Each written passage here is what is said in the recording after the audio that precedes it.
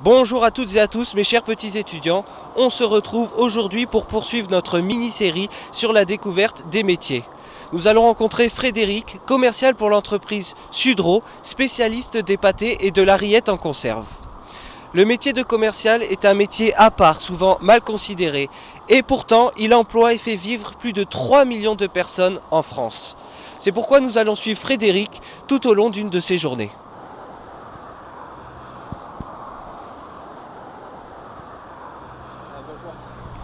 C'est vous qui devez m'interviewer? C'est exact, Par contre, ça vous dérange pas si on fait l'interview dans la voiture?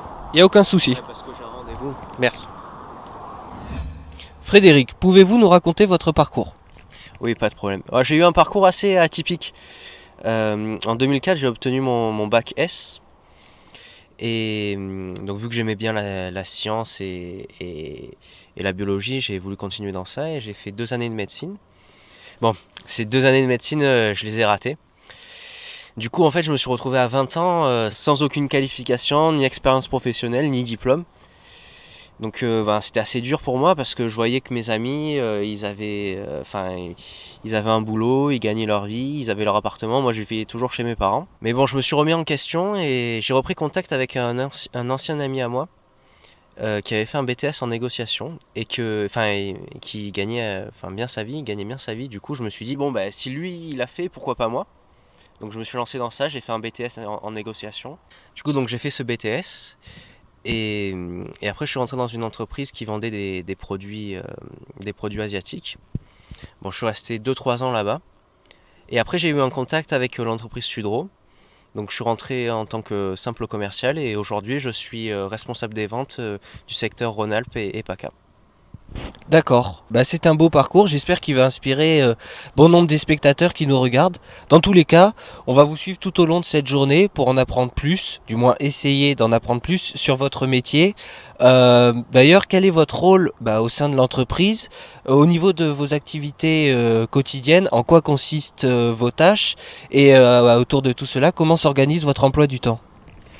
Donc, comme je vous l'ai dit, je suis responsable des ventes de Sudreau dans un bon quart sud-est de la France. Donc en fait mon rôle il est principalement managérial. Je dois gérer une équipe de 4 commerciaux dans le quart sud-est de la France. Donc en fait donc je gère ces commerciaux, je leur dis d'aller de prospecter dans tel ou tel magasin. Donc voilà, après je fais aussi le lien entre mes commerciaux et la direction commerciale de Sudreau. Et c'est moi qui donne les objectifs à mes commerciaux. D'accord, du coup, qu'est-ce qu'un objectif? Alors, vous êtes d'accord avec moi qu'une entreprise veut que son chiffre d'affaires augmente chaque année. Donc en fait, pour ce faire, la direction générale se donne un chiffre à atteindre, se fixe un chiffre à atteindre. Et en fait, c'est ça qu'on appelle l'objectif. Et donc en fait l'objectif c'est les commerciaux qui essayent de le remplir et une fois rempli ils touchent des primes d'objectif. D'accord, je comprends mieux. Et du coup, quelles sont vos occupations quotidiennes?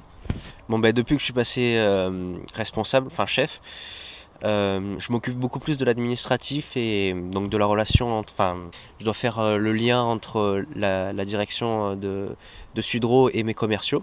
Du coup je suis quand même plus dans les bureaux, je dirais 2 à 3 fois par semaine. Mais sinon, je suis souvent sur les routes aussi, comme aujourd'hui. Je vais soit faire comme mes commerciaux, chercher de nouveaux clients, ou sinon des fois, même souvent, là aujourd'hui, je vais le faire. Je rencontre mes clients pour déjà pour leur montrer qu'on est présent, que l'entreprise est présente, et aussi pour leur montrer nos nouveaux produits et nouvelles références.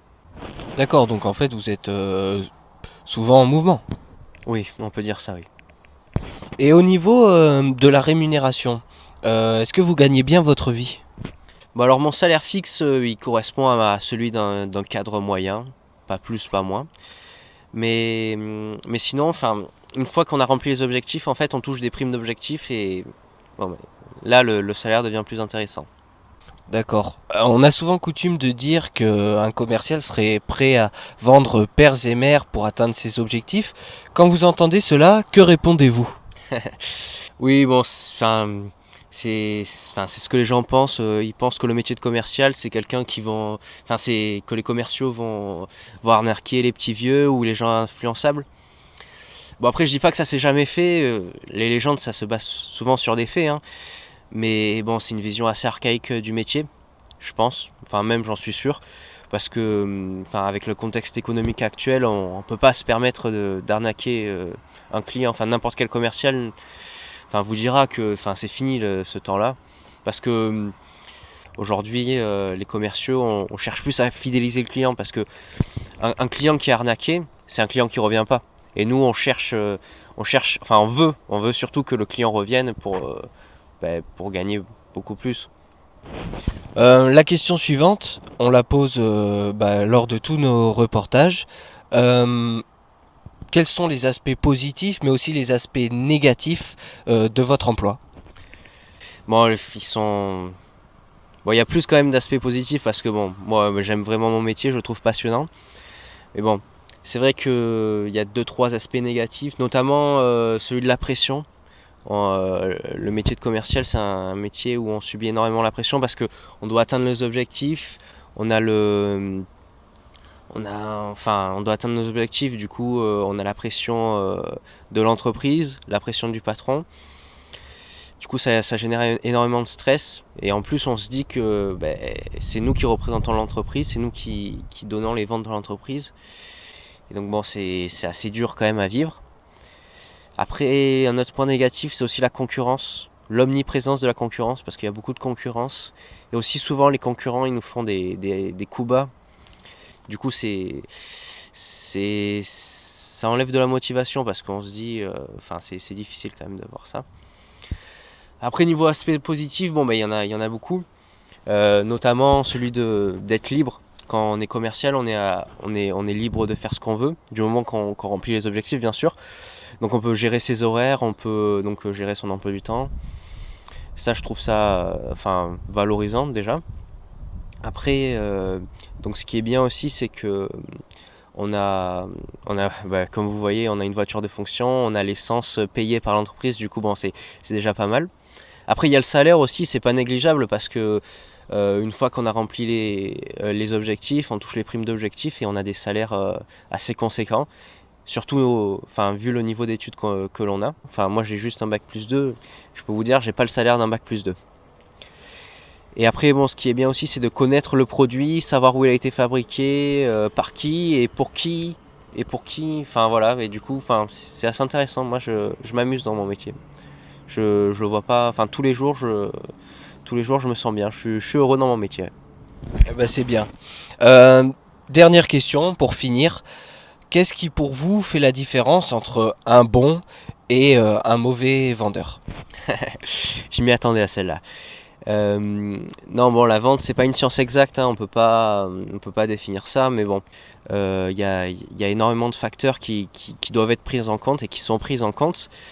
Mais bon, avec le recul, je peux dire que ce qui fait un bon vendeur, c'est donc d'abord le relationnel, savoir parler aux gens, être empathique, connaître leurs besoins, essayer de savoir leurs besoins, les aider en leur vendant un produit qui leur correspond et qui les aidera, voilà. Après, il y a aussi donc le relationnel déjà. Il y a la volonté aussi de toujours se donner à fond, de se remettre constamment en question aussi.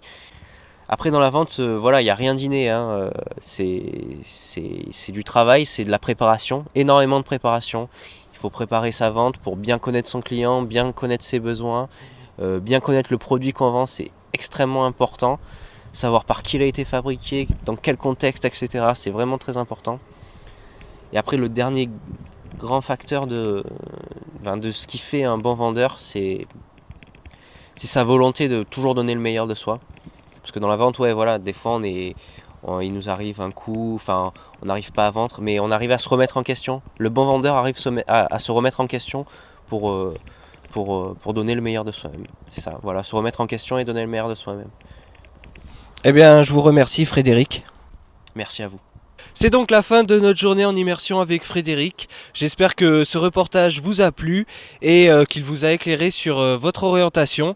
À bientôt pour un prochain reportage.